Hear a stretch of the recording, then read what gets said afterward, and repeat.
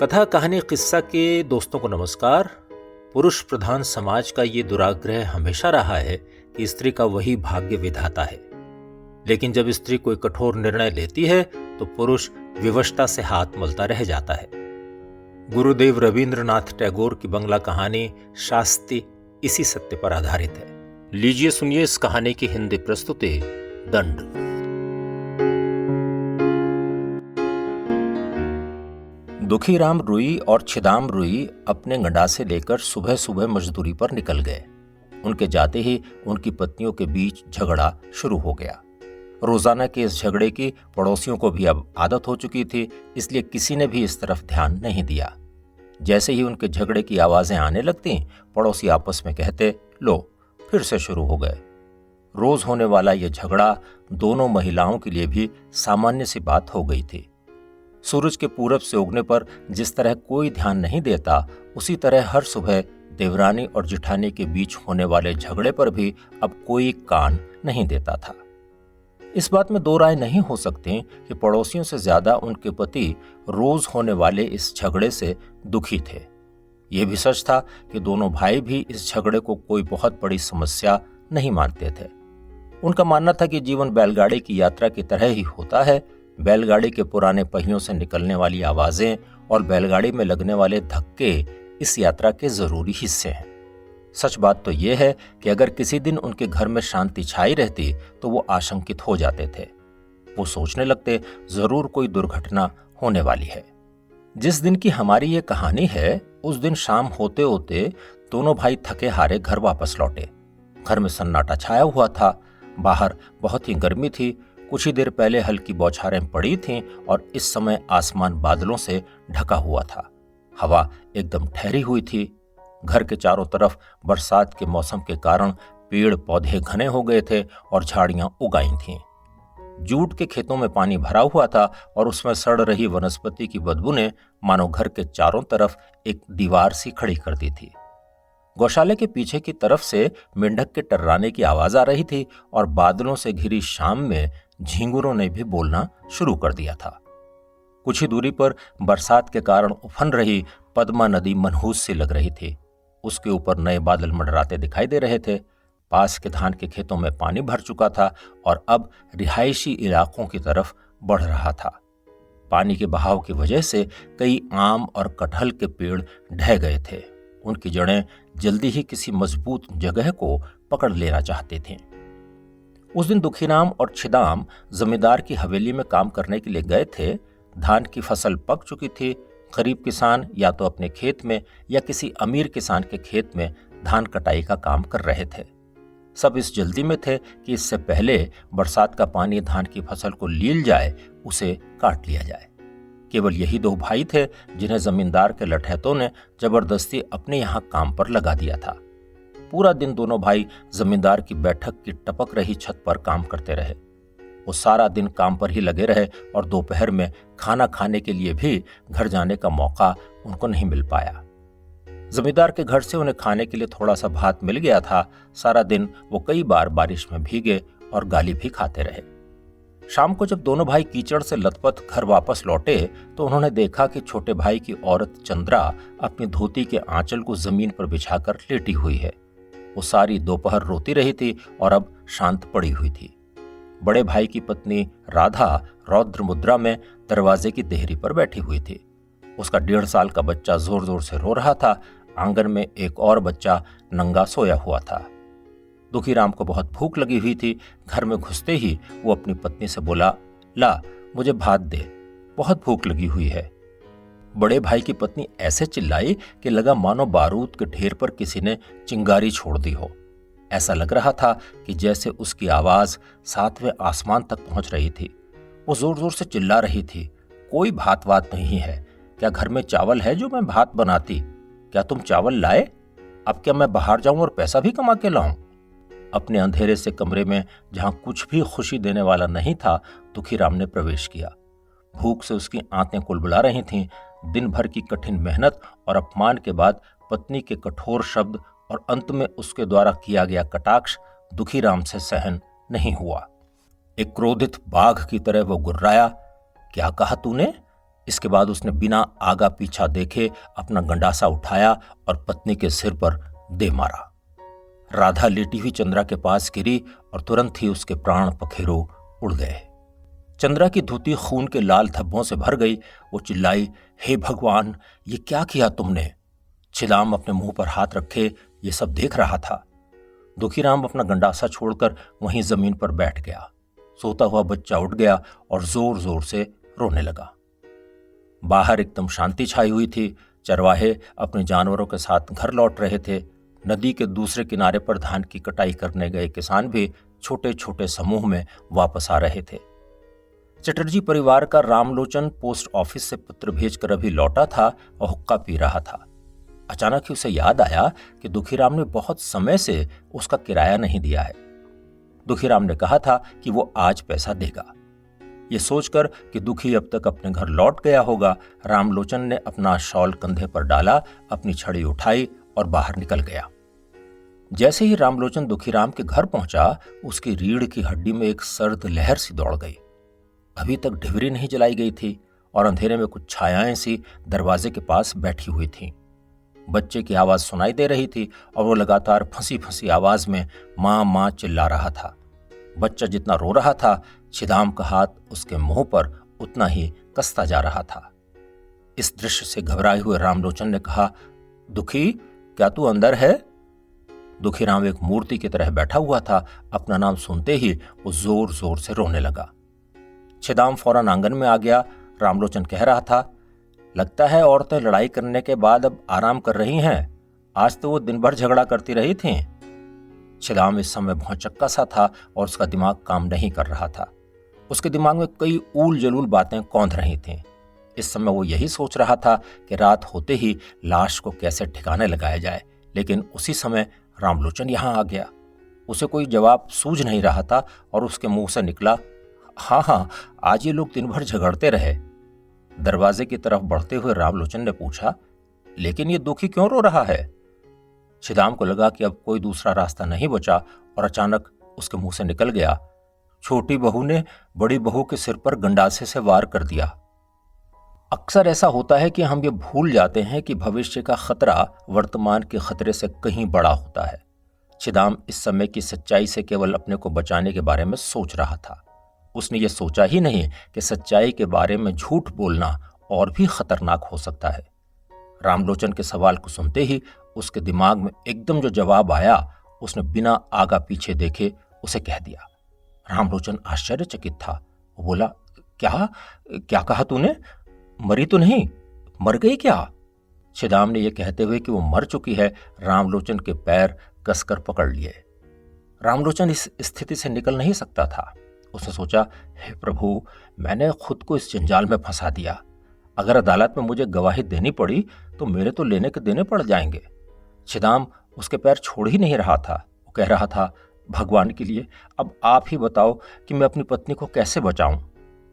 Court कचहरी के मामलों में अगर सलाह देने की बात उठे तो रामलोचन को गांव का सबसे बड़ा नेता माना जाता था।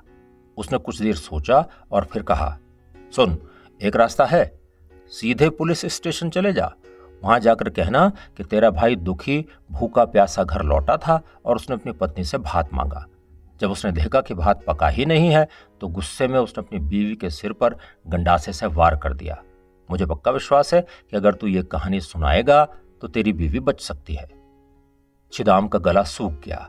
उसने कहा, अगर मेरी बीवी गई तो मैं कभी भी दूसरी बीवी ला सकता हूं, लेकिन अगर मेरे भाई को फांसी हो गई तो मुझे दूसरा भाई कभी नहीं मिलेगा। जब उसने पहले अपनी पत्नी के ऊपर झूठा इल्जाम लगाया था, तब ये विचार उसके दिमाग में नहीं आया था। उसने जो कुछ उस समय कहा था वो उस पल की हड़बड़ी में कहा था, लेकिन अब उसका दिमाग उसके बचाव के लिए तर्क दे रहा था। रामलोचन उसकी बात समझ रहा था। उसने कहा, अगर ये बात है तो जो सच है वही बता दे, सबको तो बचाया नहीं जा सकता। रामलोचन उसके तुरंत बाद वापस अपने घर लौट गया। ये बात जल्दी ही गांव में फैल गई कि चंद्रा ने गुस्से की आग में अपनी ही जिठानी के सिर पर गंडासे से वार करके उसे जान से मार डाला। टूटे हुए बांध से जिस तरह पानी निकलता है, उसी तरह तुरंत पुलिस की एक टुकड़ी गांव पहुंच गई। दोषी और निर्दोष दोनों ही पुलिस के गांव पहुंचने पर बुरी तरह बेचैन हो गए। छिदाम सोच रहा था कि उसे अब उसी रास्ते पर चलना है जिस पर उसने कदम बढ़ा दिए हैं। उसने रामलोचन को अपनी बात समझा दी थी और अब सारे गांव में यह खबर फैल चुकी थी। उसकी समझ में अब यह नहीं आ रहा था कि अगर वो अब दूसरी कहानी सुनाता है तो क्या होगा। उसके दिमाग में बात चल रही थी कि वो अपनी पुरानी कहानी में ही कुछ सूचनाएं आगे पीछे जोड़कर अभी भी अपनी पत्नी को बचा लेगा। छिदाम ने अपनी पत्नी चंद्रा से विनती की कि वो अपनी जिठानी की मृत्यु का दोष अपने ऊपर ले ले। चंद्रा के तो होश उड़ गए। छिदाम ने उसे यह कहकर दिलासा देने की कोशिश की, जैसा मैं कह रहा हूं वैसा ही कर, डरने की कोई बात नहीं, हम तुझे बचा लेंगे। ये सच है कि छिदाम ने पत्नी को समझाने के लिए सब बातें की थीं, लेकिन ये सब कहते हुए उसका गला सूख गया और चेहरा पीला पड़ गया। चंद्रा की उम्र 17-18 साल से ज्यादा नहीं थी। उसका चेहरा कोमल और गोल था और वो बहुत लंबी भी नहीं थी। उसका कोमल शरीर लचीला था और उसका हर काम संतुलन और प्रवाह के साथ होता था। नई नई बनाई गई एक छोटी नाव की तरह वो सहजता से चलती फिरती थी। दुनिया की हर चीज के प्रति वो जिज्ञासु थी और हंसी मजाक भी खूब करती थी। अपनी पड़ोसन के घर जाकर उनसे बातें करना उसे बहुत अच्छा लगता था। घाट पर नहाने के लिए जाते समय 2 उंगलियों से अपना घूंघट हटाकर वो अपनी चमकदार काली आंखों से सब चीजों का जायजा लेती थी। उसकी जिठानी इसके एकदम उलट थी, बेढंगी, बेअदब और बेशऊर। वो ना तो अपने सिर पर रखे साड़ी के पल्ले को संभाल पाती थी और ना ही गोद में बैठे बच्चे को। घर का कामकाज भी समय पर करना उसके बस की बात नहीं थी। वो फुर्सत के पलों का भी मजा नहीं ले पाती थी। उसकी देवरानी हालांकि नीची आवाज में बात करती थी, लेकिन उसके शब्द चुभने वाले होते थे। वहीं जिठानी राधा अचानक से ही पागलों की तरह चीखने लगती थी और अड़ोस पड़ोस को जगा देती थी। पतियों और पत्नियों के बीच भी आश्चर्यजनक रूप से समानताएं थीं।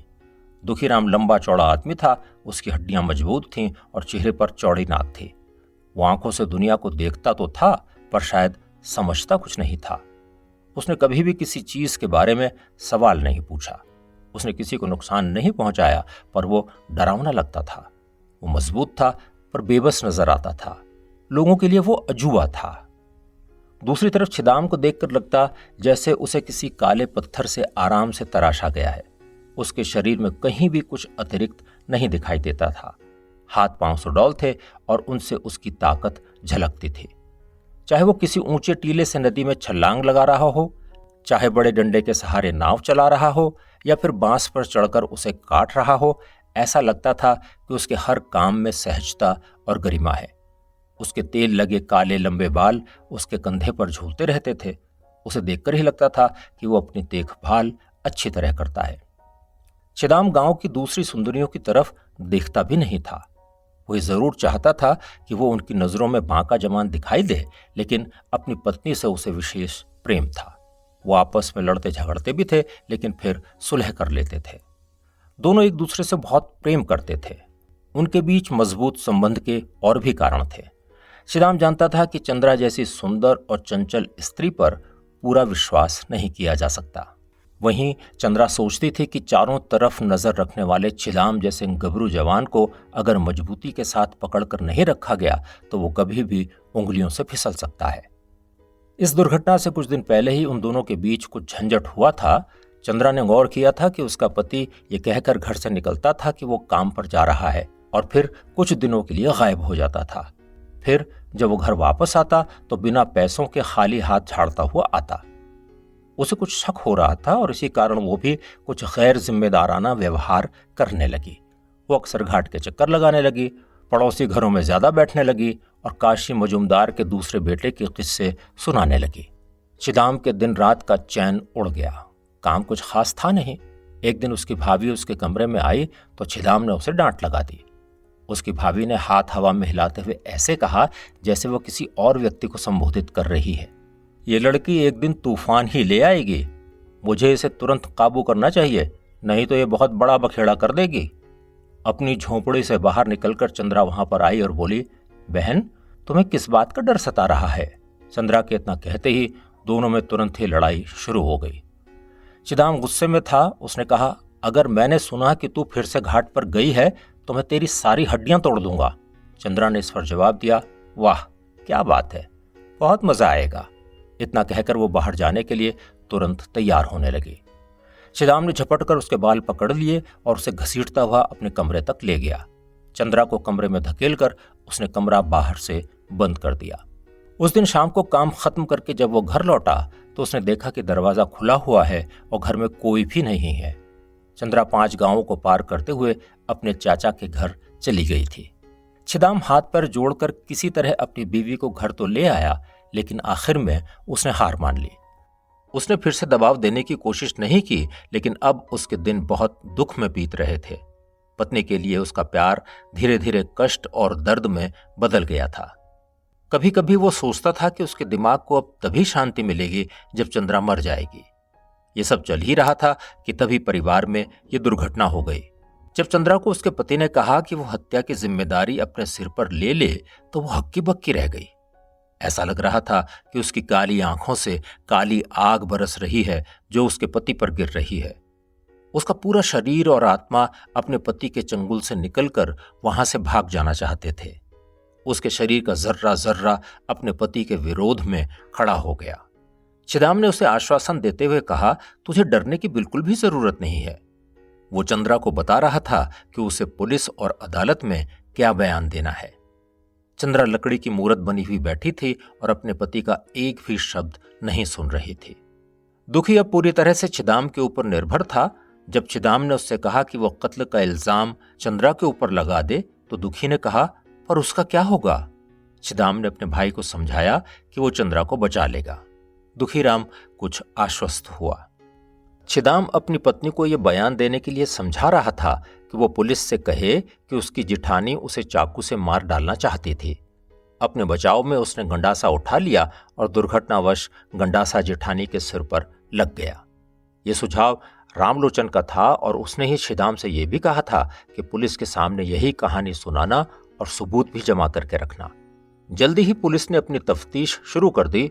सभी गांव वाले इस बात पर विश्वास कर रहे थे कि चंद्रा ने ही अपनी जिठानी का कत्ल किया है। इसे सिद्ध करने के लिए कुछ गवाहों ने बयान भी दे दिए। जब पुलिस ने चंद्रा से पूछताछ की तो उसने कहा, हाँ, मैंने हत्या की है। पुलिस ने पूछा, तुमने उसे क्यों मारा? चंद्रा ने जवाब दिया, क्योंकि मैं उसे सहन नहीं कर सकती थी।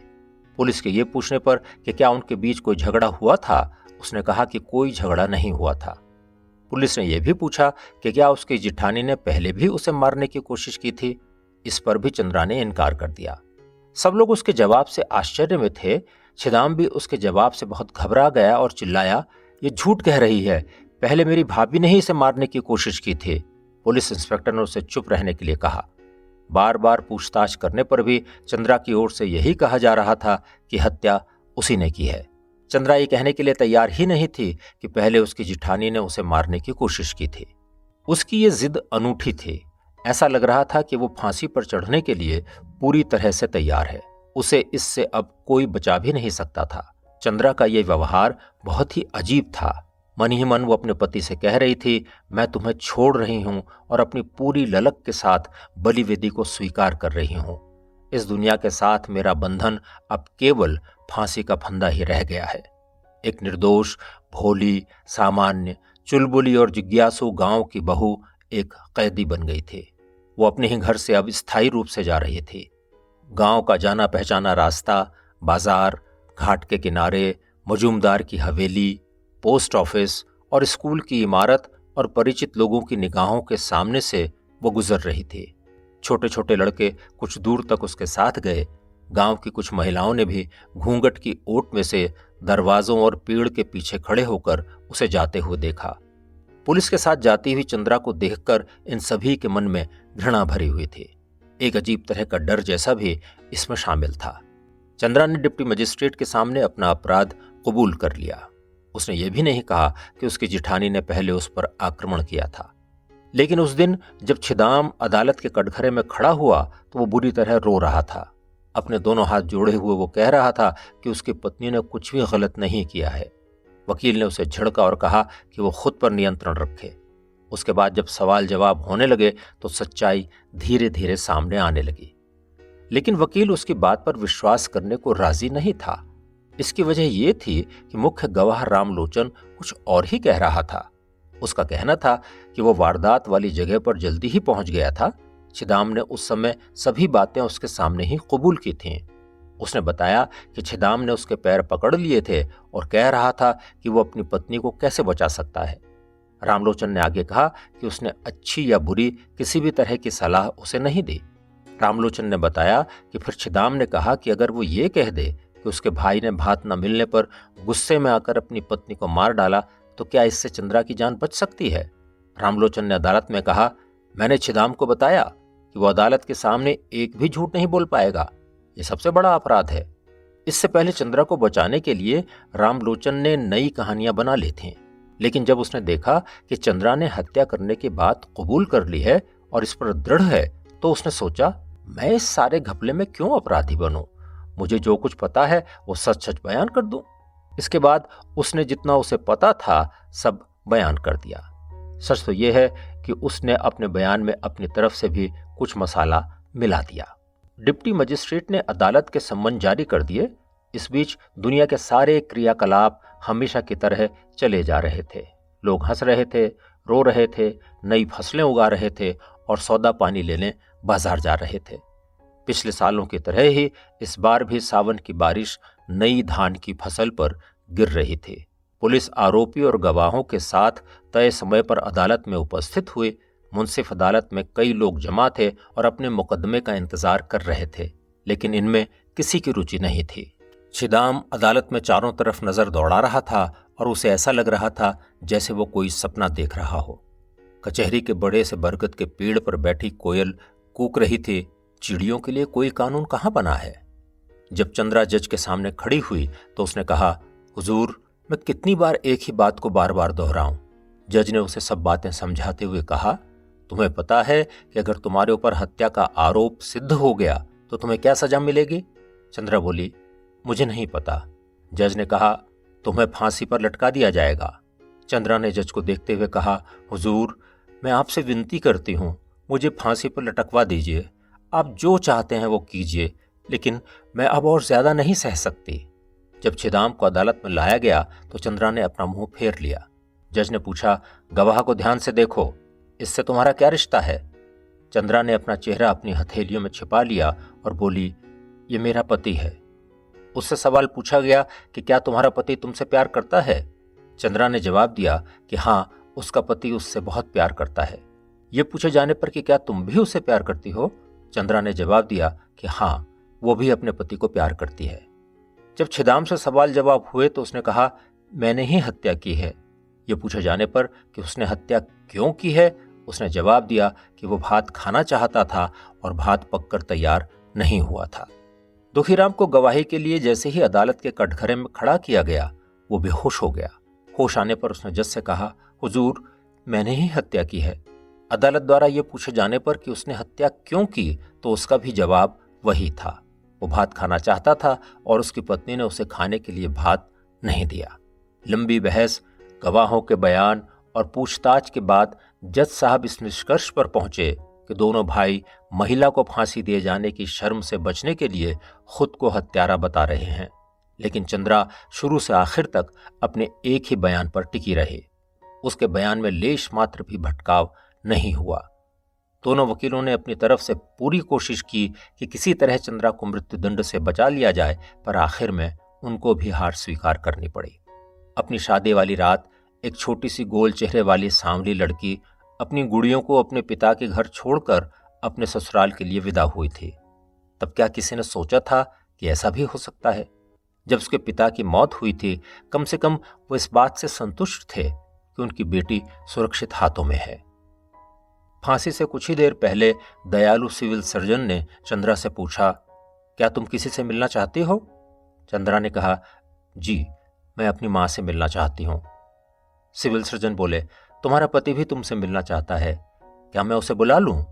चंद्रा ने जवाब दिया, भाड़ में जाए मेरा पति। इतना कहकर वो एकदम खामोश हो गई।